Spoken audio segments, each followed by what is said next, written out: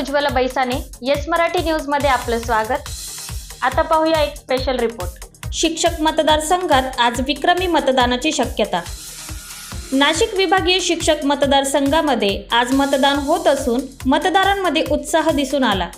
चौरंगी लढत झालेल्या या मतदारसंघात प्रत्येक उमेदवाराने आपापल्या परीने मतदारापर्यंत पोहोचण्याचा प्रयत्न केला आहे।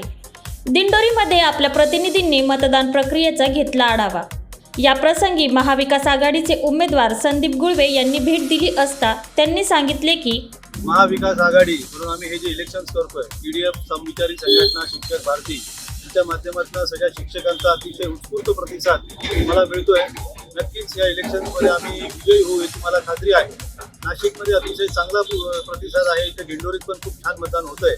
मी सर्व शिक्षकांचे आभार मानतो आणि या प्रसंगी दिंडोरी येथे मराठा विद्या प्रसारक संस्थेचे दिंडोरी पेठचे संचालक प्रवीण जाधव, कादवा कारखान्याचे संचालक बाळासाहेब जाधव, अनिल देशमुख, संतोष कथासार, दिंडोरीचे शहराध्यक्ष संतोष मुरकुटे, दिंडोरीचे शहराध्यक्ष संतोष मुरकुटे सर, नगराध्यक्ष सुजित मुरकुटे, सुनील जाधव, अमोल देशमुख, पवन जाधव, निखिल जाधव यांच्यासह मोठ्या संख्येने शिक्षक संघटनाचे पदाधिकारी व महाविकास आघाडीचे पदाधिकारी उपस्थित होते।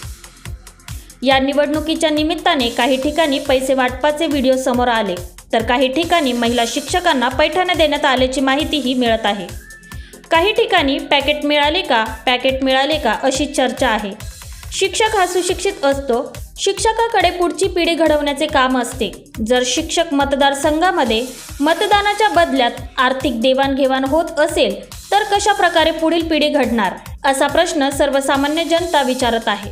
येस मराठीसाठी दिंडोरी प्रतिनिधी अशोक निकम। अशा प्रकारच्या ताज्या घडामोडींसाठी येस मराठी न्यूज यूट्यूब चॅनलला लाईक करा, शेअर करा आणि सबस्क्राईब करा आणि बघत रहा येस मराठी न्यूज।